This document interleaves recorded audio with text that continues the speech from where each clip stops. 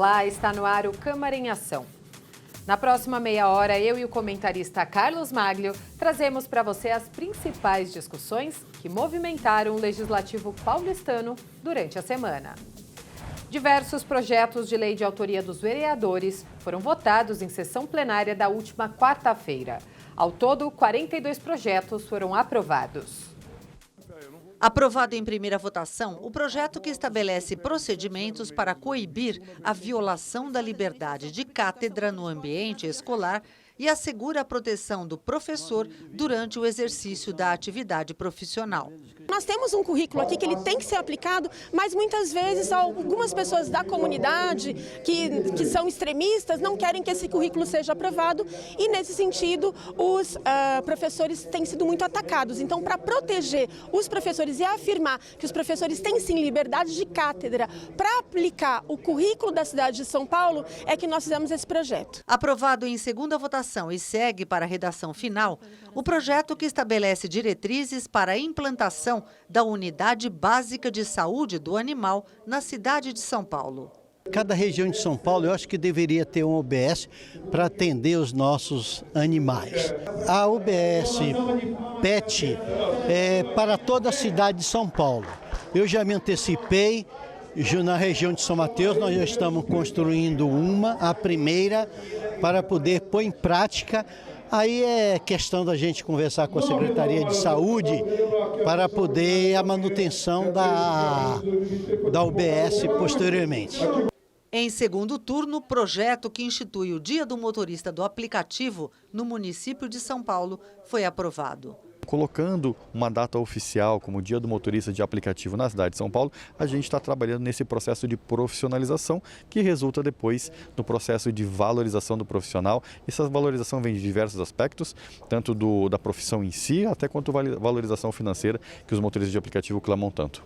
Passou em segunda votação e segue para a redação final o projeto que propõe a substituição do pictograma de sinalização indicativa de vagas, assentos, filas e outros serviços prioritários que fazem referência aos idosos. Se você ver o pictograma, trata-se de uma pessoa arcada, com uma boina, de bengala, e todas as pessoas acima de 60, nem todas estão assim. Claro que algumas por uma doença ou outra. Então, esse pictograma que passa a mudar realmente a imagem do idoso, creio que seja uma primeira medida contra a discriminação do idoso, contra aquilo que pode se taxar o idoso de uma pessoa inválida, ali caidinha, derrubada. Não, o idoso está ativo, altivo, e é isso que eu quero, nessa mudança do pictograma, mostrar para a sociedade. O idoso não é um doente, é uma pessoa que tem todas as condições de viver uma vida cheia de felicidade. Aprovado em segundo turno com emenda, projeto que institui o programa Casa Segura, que tem como objetivo adaptar o ambiente doméstico do idoso de baixa renda. E nós desenvolvemos esse projeto, que recebeu aí uma emenda, um substitutivo da própria Secretaria de Direitos Humanos, onde a gente assegura à população idosa, à população deficiente de baixa renda, alguns itens importantes dentro de casa que visam a segurança deles, evitar aquelas quedas. Nós sabemos que quando um idoso cai, a sua recuperação ela é muito mais lenta. Então, por que não mantê-los em segurança dentro das suas próprias casas? Projeto que incentiva a doação de leite humano foi aprovado com emenda em segundo turno e segue para a redação final. Nós vamos distribuir os frascos através dos programas e dentro dos bancos de leite humano nos hospitais da cidade de São Paulo, para que as mães possam retirá-lo. Então imagina como você faz um exame dentro de um saquinho bonitinho, um frasco onde ela leve para casa, consiga fazer a ordenha, consiga ter equipamentos que auxiliam hoje, umas bombinhas manuais que possam ajudar, colocar ali a grande quantidade, regular os estoques de leite humano nos bancos de leite, nos hospitais, para que as crianças possam ali já ter essa proteção. Eu fico muito orgulhoso, agradeço a todos os vereadores e a cidade de São Paulo ganha mais um serviço. Aprovado também em segundo turno com emenda e segue para a redação final, projeto que autoriza o Executivo a implementar protocolo de proteção em caso de agressão sexual em estabelecimentos públicos. São Paulo, como uma cidade, uma megalópole, com tantas casas de show, lazer, bares, restaurantes, dá uma lição na dianteira de ser uma cidade livre de assédio. É muito importante que os frequentadores, as mulheres que frequentam os estabelecimentos, às vezes se sintam seguras. E é muito bom para os negócios. Os bares, restaurantes, casas de lazer, todos os estabelecimentos, ao terem esse selo, vão atrair mais pessoas para os negócios. Esse selo vai dizer que o estabelecimento treinou seus funcionários com o protocolo, que basicamente o item principal do protocolo é foco na vítima, atenção à vítima e, obviamente, presunção de inocência do acusado. À medida em que a gente acolhe a vítima, é muito mais fácil a gente fazer com que a gente possa provar que aquilo aconteceu conosco. Olá, Máglio, é sempre um prazer ter você aqui no programa.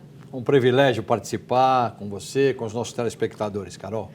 Olha, a gente teve aí diversos projetos de vereadores aprovados nesta semana e eu acho que vale a gente citar esse da vereadora Cris Monteiro, né, que é um tema atual ainda, né, protocolo para os estabelecimentos, né, em caso de assédio sexual. Sem dúvida, é uma questão que a gente vem falando a respeito disso, os casos, lamentavelmente, chamam a atenção, quer dizer, a divulgação na imprensa é grande. E está na hora realmente desses camaradas prestarem um pouco mais atenção de que a legislação está cada vez mais procurando salvaguardar o direito das mulheres de se divertir. É a história do não é não e acabou. Né? A gente sabe disso, a gente sabe que ainda tem gente que vai para esses lugares para assediar. Então, esses projetos são fundamentais. E eu chamo a atenção de uma coisa fundamental para você que está nos assistindo. A maioria desses projetos, eles nascem onde? Nascem na população, nascem nas entidades de classe, que trazem essas demandas para a Câmara Municipal para que os vereadores, muitas vezes, utilizando essas ideias, transformem essas ideias em lei. É o poder legislativo, é a função do vereador, legislar, mas também fiscalizar. Então, tudo isso é fundamental para a população entender de que a Câmara Municipal está a serviço dela, os vereadores estão a serviço dela. Essa questão da violência contra as mulheres não é só um problema municipal, é um problema nacional, é um problema que chega até a ser mundial. Né? Então, está na hora, efetivamente, de se combater isso com rigor. E a gente precisa de lei. Então, em nível municipal, as providências estão sendo tomadas para que realmente a gente não veja mais manchetes de jornais e na própria imprensa de que a mulher não pode ir em nenhum lugar agora por causa de assédio. Né? Não tem nada a ver, é a história do não é não e acabou. E uma outra questão que eu queria chamar também, o projeto do vereador Eri Correia, sobre a questão dos idosos. É fundamental isso. Aquela história do pictograma, né? Do idoso estar ali caído, isso não tem mais. Só para vocês terem uma ideia, a partir de 2030, a pirâmide, que é assim, jovens embaixo, a pirâmide vai fazendo assim, né? Você vai envelhecendo. A pirâmide fez isso aqui já, ó. Ela já virou. Em 2030, existe já um estudo que nós teremos mais idosos do que jovens no Brasil. Então, tudo isso os vereadores estão sensibilizados para legislar sobre o tema e a gente fica aqui para divulgar, né, Carol? Com certeza. E teve aprovação também, né, do aumento do benefício para os atletas essa semana. Importante, que foi o projeto do Executivo, além dos projetos dos vereadores, foram 42 projetos de vereadores que foram votados. E, gente, tem uma infinidade ainda para ser votado, né? E é muito importante você acompanhar tudo isso, porque dá para acompanhar, é só entrar sampaulo.sp.leg.br no portal da Câmara e entra lá, você tem projetos, só você clicar. Tem projeto vereador por vereador, você vai ver quanto projeto que tem lá, projeto importante que mexe com a sua vida. A questão do benefício dos atletas é fundamental, já era uma reivindicação anterior e a Câmara Municipal, mais uma vez, fez aquilo que eu já disse. Tomou providências, está legislando sobre o tema porque quem é atleta sabe e merece efetivamente mais benefícios. Com certeza. E agora a gente vai falar de um assunto aqui que a gente fala toda semana, que está em alta aqui na Câmara e na cidade, Plano Diretor Estratégico à Revisão. As ex-zonas especiais de interesse social foram tema da 5ª audiência pública sobre a revisão do Plano Diretor Estratégico. O plenário 1º de maio ficou cheio para debater as zonas especiais de interesse social, e o foco foi as mudanças previstas na revisão do PDE, o Plano Diretor Estratégico.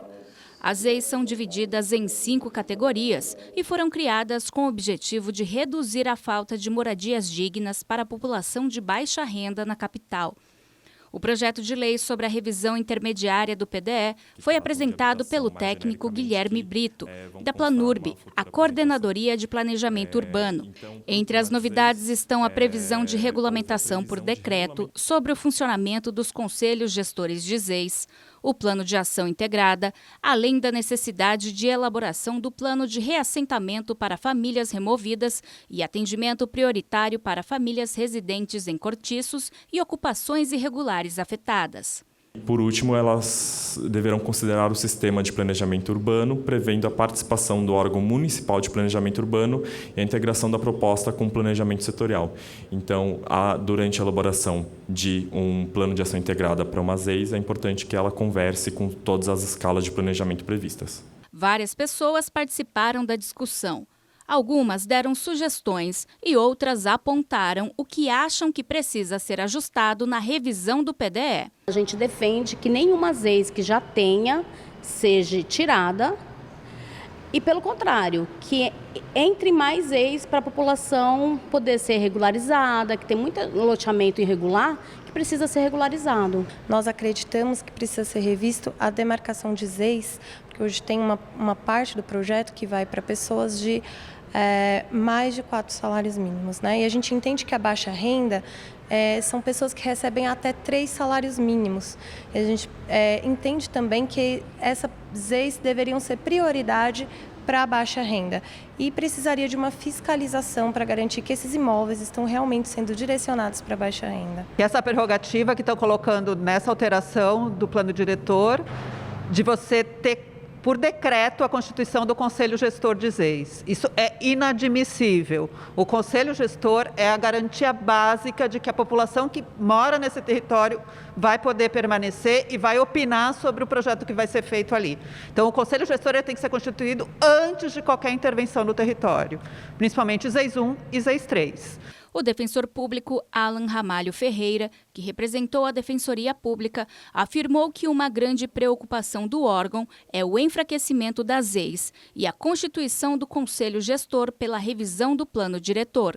Nós entendemos que, especificamente, essa proposta alteradora, ela é um retrocesso em relação ao que está estabelecido hoje, que está de acordo com as diretrizes, objetivos e princípios, e ela pode significar uma não implementação ou uma não participação adequada da população nesses perímetros demarcados como ZEIs. Os vereadores também fizeram apontamentos e ressaltaram a importância das ZEIs. A demarcação das ZEIs na nossa cidade, no plano diretor estratégico, é fundamental, imprescindível. Inclusive, a gente também está debatendo se isso não precisa ser ampliado para outros lugares, né? Ter mais ZEIs, porque são nesses lugares que a gente quer garantir que a prioridade seja a construção de habitação de interesse social. Já estamos avaliando algumas áreas de zoneamento que não são ZEIs, mas que são ao lado, são próximas e que podem ser transformadas em ZEIs e assim trazendo então mais moradias, né, para as pessoas dessa ZEIs, quer dizer, Zona Especial de Interesse Social, quer dizer, valorizar mais essas pessoas. Eu acho que foi muito boas as intervenções, entendendo um pouquinho o anseio de cada um de vocês, mas eu compartilho com a fala, não lembro o nome de quem fez uso da fala, que nós precisamos fazer muito mais demarcações de ZEIs na cidade de São Paulo. O presidente da Comissão de Política Urbana, vereador Rubinho Nunes, e o relator do PDE, vereador Rodrigo Goulart, destacaram a importância da participação da sociedade no debate e ressaltaram que o Legislativo está atento a todas as sugestões. Antes de mais nada, agradeço a presença de todos pelas contribuições. Eu sei que o nosso relator, bem como os demais vereadores da comissão, têm tomado nota de todos os apontamentos que vêm sendo feitos, construindo o melhor texto que a gente possa atender ao máximo os anseios da população, principalmente daqueles que participam e trazem seus reclamos à comissão e às audiências. E hoje foi apontado aqui pelas diversas pessoas que participaram uma opinião que é de todos os 55 vereadores, que nós temos que ter mais unidades habitacionais entregue para a população que mais precisa. Esse é o meu objetivo também como relator. Agora nós temos que encontrar o melhor mecanismo, talvez integrar com esse programa inovador de moradia agora aqui na cidade de São Paulo, do prefeito Ricardo Nunes, que é o programa Pode Entrar, e então pensar nesse relatório como uma forma de auxiliar nessa entrega efetiva de unidades habitacionais por toda a cidade. Mário, revisão do plano diretor estratégico. Essa semana, aconteceram diversas audiências públicas de várias comissões, como finanças, educação e, nesse caso, é da Comissão de Política Urbana, em debate as ZEIs, as Zonas Especiais de Interesse Social, para quem não conhece, é uma área específica que vai garantir moradia para muita gente aqui na cidade, Sem dúvida, você vê como o plano diretor é fundamental. A revisão do plano diretor estratégico, ela trata de uma série de temas relacionados com a nossa vida. Então, você tem mobilidade, você tem meio ambiente e você tem moradia, que é o caso das ZEIs, que são as Zonas Especiais de Interesse Social. E aí você vai ouvir algumas siglas, HIS, que é Habitação de Interesse Social. E o que significa interesse social? São as pessoas de baixa renda, que muitas vezes estão ocupando locais e morando em locais onde não existe saneamento básico, onde não existe nenhuma estrutura. Então, tudo isso a revisão do plano diretor é capaz de corrigir. Por isso que é fundamental, e eu repito, a participação nas audiências públicas. Agora, nós falamos até na semana passada, são 53 agora o total, porque a Comissão de Constituição e Justiça vai ter mais 5 audiências e na periferia. Sim, todas externas, para a população poder Por quê? Porque muita gente que tem problema de moradia vai lá na audiência pública. Fala assim, onde eu moro lá não tem condições, não tem, esgoto a céu aberto. Quer dizer, tudo isso é tema para que os vereadores possam ir anotando para fazer a melhoria. Você viu que nessa matéria existe lá uma questão que estão querendo mexer e muita gente não está concordando na questão das ZEIs, das Zonas Especiais de Interesse Social, a questão da demarcação das ZEIs. Então, será que o que tem é suficiente ou precisa mais? Os vereadores já estão concordando que precisa mais, já é um bom sinal. Por quê? Porque os vereadores e o relator, que é o vereador Rodrigo Goulart, é que vai fazer o relatório final que vem para votação.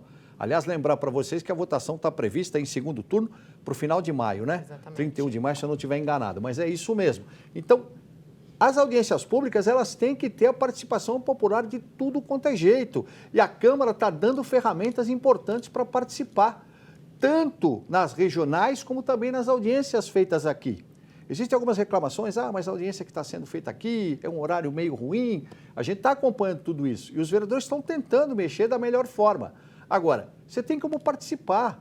É só você entrar sampaulo.sp.leg.br/revisão PDE, tudo minúsculo. Lá você tem formulário, inclusive, digital, que você pode participar, de forma digital. Você tem, no caso, quando as audiências forem aqui na Câmara, você tem condições de se inscrever e participar por videoconferência. Então, tem tudo isso para tentar facilitar ao máximo. Os vereadores, você vê, aumentaram já as audiências públicas e a sua participação, hein, Carol? Fundamental essa participação, porque o Estatuto das Cidades, ele diz, só existe plano diretor com a participação do poder público e da população. Está no Estatuto das Cidades. Não é verdade? E é importante a gente lembrar que tem audiência pública este final de semana, duas, uma de política urbana, da Comissão de Política Urbana, e uma da Comissão de Administração Pública. Com certeza, audiências públicas fundamentais, é só você entrar, atenção, sampaulo.sp.leg.br/revisão PDE, você tem todas as audiências, o calendário delas, no seu bairro, mais perto de você ou mesmo aqui na Câmara, para você se informar efetivamente. Exatamente. A gente vai para um rápido intervalo e no próximo bloco vamos conferir os detalhes do novo programa de segurança nas escolas anunciado pela Prefeitura e que terá a participação da Câmara Municipal. Fique com a gente, o Câmara em Ação volta em instantes.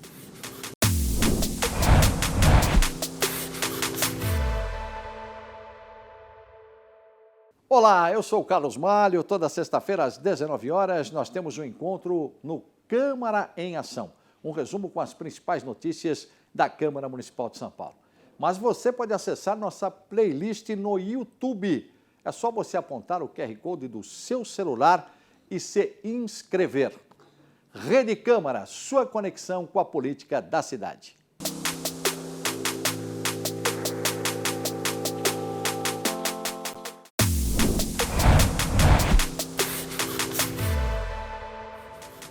Estamos de volta com Câmara em Ação. A Prefeitura de São Paulo lançou um novo programa de segurança nas escolas. Uma das medidas é a criação do Comitê Permanente de Proteção Escolar, formado por secretarias municipais e pela Câmara Municipal de São Paulo. O programa Proteção Escolar e Cultura de Paz foi anunciado em coletiva de imprensa pela Prefeitura, com ações preventivas e corretivas contra a violência escolar. O programa traz 7 medidas. Uma delas é o Comitê Municipal Permanente de Proteção Escolar, estabelecido por decreto. Ele é formado por secretarias e a Câmara Municipal de São Paulo.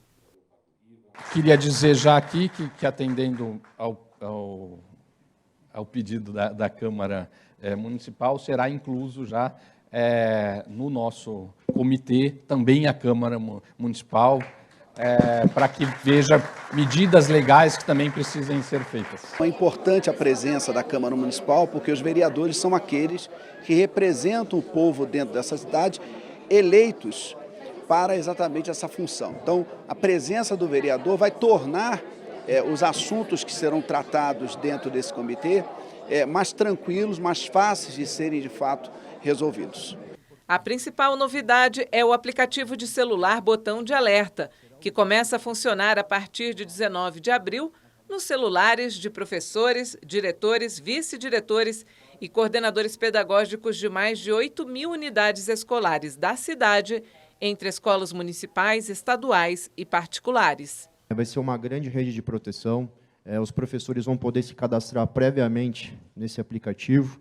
Isso vai ser muito importante para a gente conseguir localizar a denúncia ali, que, na verdade, será usada nos momentos de ataque, naqueles casos que está acontecendo um ato de terrorismo, e a gente consegue acionar a Guarda Civil Metropolitana, a questão da Polícia Militar e também o SAMU. Esse momento é um momento de integração entre as polícias, de integração das forças de segurança, de integração junto com a Secretaria da Educação, seja ela municipal ou estadual, para que a gente, principalmente junto com a Guarda Municipal, a gente possa unir esforços de forma também que não haja uma sobreposição de meios e que não haja também escolas de interesse descobertas.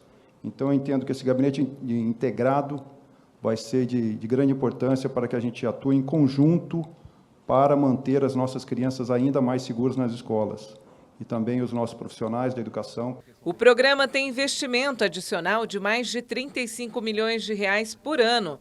Haverá o aumento de 50% da ronda escolar da GCM e a ampliação do programa Mães Guardiãs. Mãe guardiã é uma mãe de um aluno da escola que ela é contratada pela prefeitura para trabalhar no ambiente escolar. Então, você faz um trabalho muito importante ali de relacionamento, de fortalecimento de vínculos entre a comunidade escolar, com os professores, todos os funcionários e as famílias. Também há a criação de um gabinete integrado de segurança escolar e o reforço de 25% das equipes de apoio psicológico do NAAPA, o Núcleo de Apoio e Acompanhamento para Aprendizagem. O NAAPA já atua na rede há muitos anos.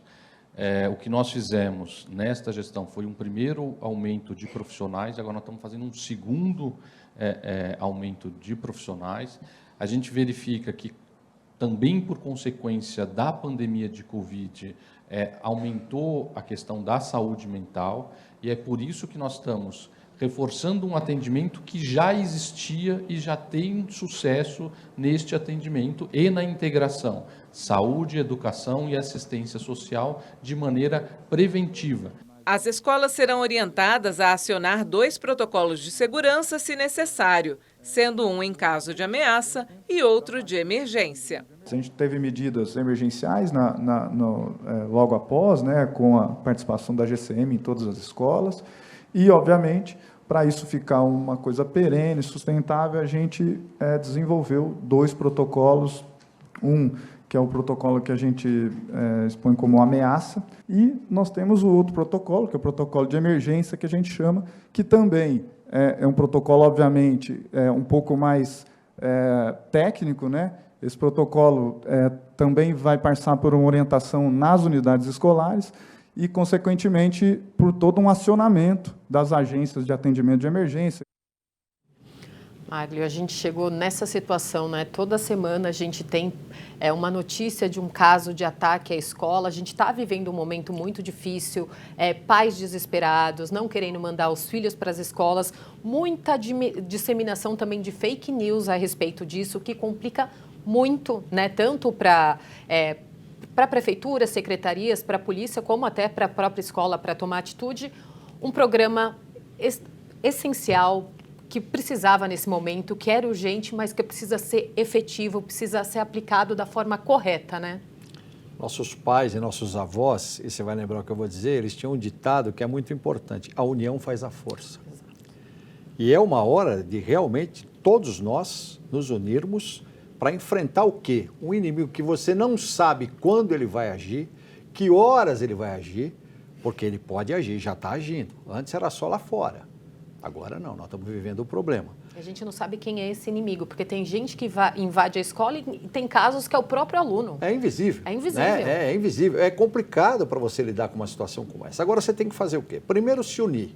A Câmara Municipal de São Paulo, ela faz a parte dela, a partir do momento que ela, fazendo parte do comitê, ela legisla. Olha, precisa ter essa lei aqui para a gente mexer lá para mudar isso daqui. É claro que é uma questão de segurança. Algumas medidas, eu estava vendo essa semana, o governo federal tentando principalmente fiscalizar as redes sociais, onde existem, muitas vezes, as pessoas combinando, fazendo joguinhos. Então, isso não pode existir, porque, lamentavelmente, a gente sabe que isso também acaba mexendo com a cabeça das pessoas que são meio fracas e vão lá e vão fazer, né, essas atrocidades que nós estamos acompanhando. Então, tudo isso é fundamental. A questão do policiamento, né? A GCM, só para você ter uma ideia, 50% a mais no efetivo, que trata da segurança efetiva das escolas. Então está se estudando uma série de coisas, spray, né? O cara que está na portaria usar um spray. Quer dizer, tudo isso são ideias que estão agregando. A questão do policial armado, já se falou, aí tem uma questão nos Estados Unidos, tem policial armado para tudo quanto é lado, mas mesmo assim acontece. Então, é difícil. Então, tem de ser enfrentado dessa forma. Por quê? Carol, nós temos que fazer essas pessoas terem medo de agir. Nós temos que chegar a isso. Como nós vamos fazer? Está se estudando. Toda a sociedade está engajada para fazer. Agora, eles têm que ter medo, não nós. Hoje quem tem medo somos nós. E é importante um protocolo assim, porque como a gente não tinha casos, acontecia esporadicamente, agora toda hora, as professoras, a coordenação, a própria direção, ninguém sabe como agir nesses momentos, todo mundo fica desesperado. Então é importante ter um protocolo, porque, olha, tem um botão do alerta, tem alguma coisa, você já aciona ali. Para as professoras também, elas têm que saber o que elas fazem naquele momento. Se a escola, por exemplo, foi invadida, o que eu faço com os alunos? Para onde eu levo? É o treinamento. Tem que ter um treinamento, que é fundamental. Porque o pânico toma conta nessas horas, não tem como. Nós falamos nos Estados Unidos, existem classes com edículas. E os alunos são treinados. A partir do momento que se ouve qualquer coisa, imediatamente eles vão para essa edícula e se trancam lá.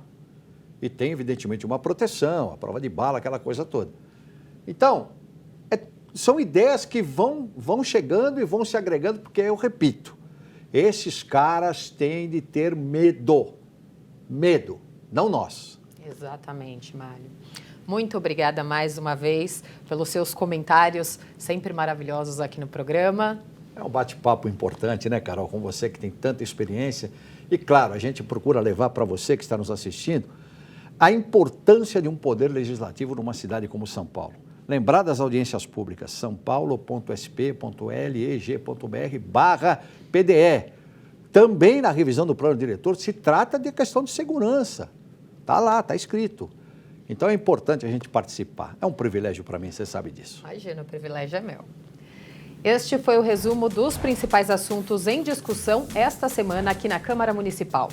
Fique ligado nas notícias da Rede Câmara no portal saopaulo.sp.leg.br e nas nossas redes sociais. Obrigada pela companhia. Rede Câmara São Paulo, sua conexão com a política da cidade.